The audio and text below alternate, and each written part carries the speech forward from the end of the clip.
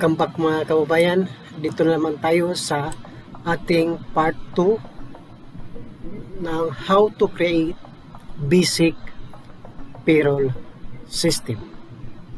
Ngayon, buksan natin yung ating file. Tapos punta tayo sa create. Then select natin yung form design. So gagawa tayo ng form at ilalagay natin yung ating mga field. Yun. Tapos ito yung natin sa personal information, gawin nating record source. I-save natin yung ating form, i-rename natin, gawin natin ang personal information form, tapos okay.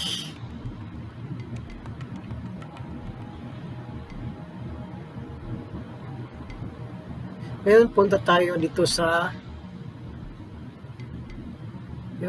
maglagay tayo ng label. Personal information. So ilalagay natin personal information. Adjust natin. Ano natin yung format natin yung ating label. Lagyan center, tapos lakihan natin mga 16. Tapos palitan natin, i-bold natin, palitan natin ng font style. Pili tayo kung alin dito yung maganda. Okay. Adjust natin. Ilagay natin sa gitna. Punta tayo sa design. Underline natin.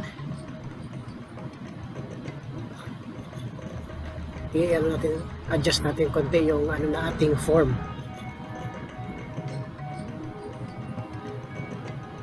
Tapos punta tayo sa design, then maglagay din tayo ng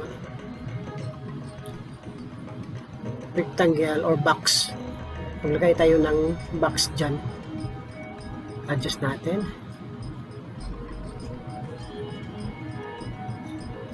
Yan, usog konti yan.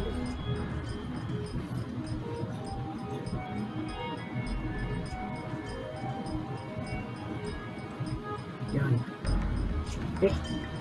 Adjust natin yung ating box.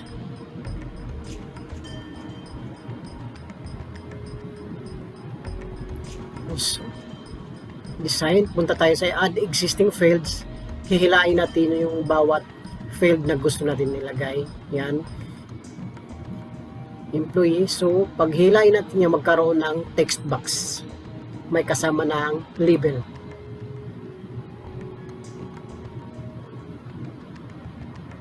Yan, adjust natin. Lagyan natin konti. Tapos adjust natin yung ating box.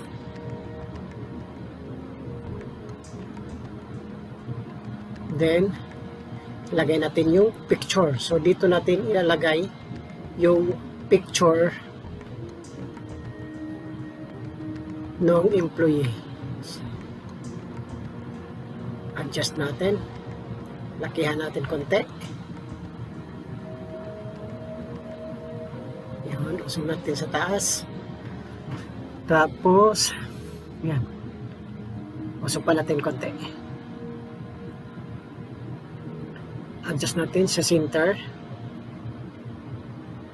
Yan, kailangan pareha yung size niya. Align left. Tapos ipareha natin yung width niya. Tapos i-center natin. Adjust ulit. Tapos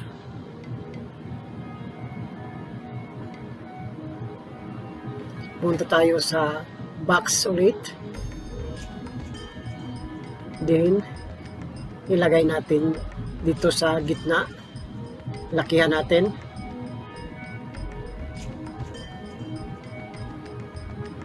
Adjust ulit. Adjust natin. Yan. Okay. Tapos punta tayo sa existing.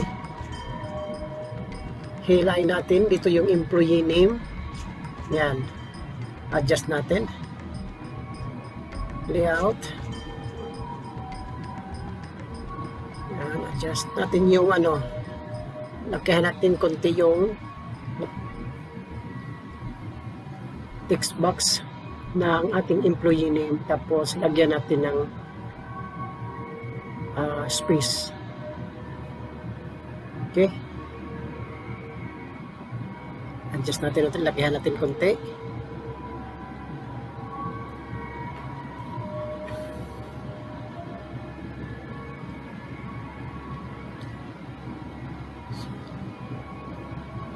Tapos lagay natin yung address.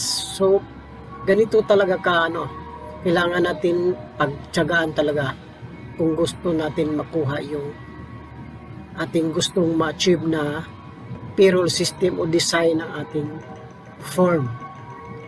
Okay, adjust natin. Okay. Yan. So, pero mga paraan ng pabilisan, kaya lang since na ito ay basic, so kailangan natin talaga yung manual na pamaraan. Add existing, tapos i-drag na naman natin yung age. So dito natin ilagay sa baba ng address, adjust natin, layout, then start, then adjust natin, kailangan magkapantay yung sa address, left, tapos lakihan ng widest bali yung sa label. Ngayon dito naman tayo sa ating adjust natin itong box. Okay,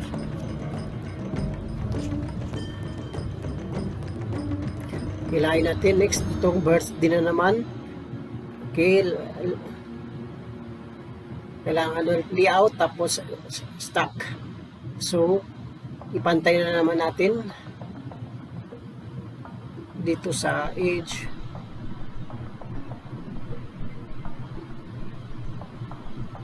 Adjust natin konti sa taas, align left, tapos yung laki ng age na caption o label pareho ng laki o lapad dito sa birthday. Taas natin konti. So ganito talaga kailangan natin pagtiyagaan.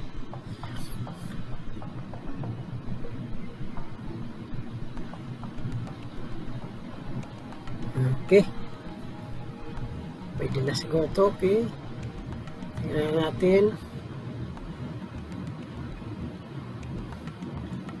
lakihan natin konti yung ating box.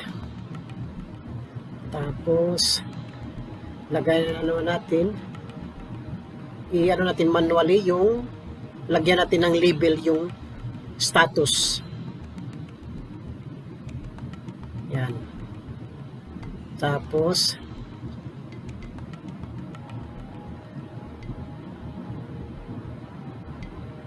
ignore muna natin yung error para hindi natin muna i-link dun sa active din. Ngayon hilahin natin itong single. Ito yung kanina na yes or no, i-select mo lang either yes or uncheck or i-check mo lang. So yung yes or no, bali siya, text box.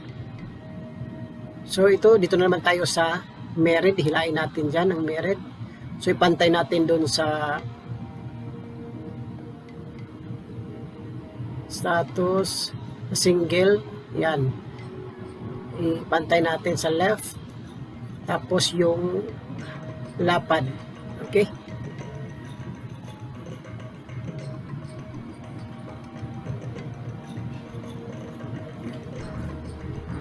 Adjust natin konti sa taas.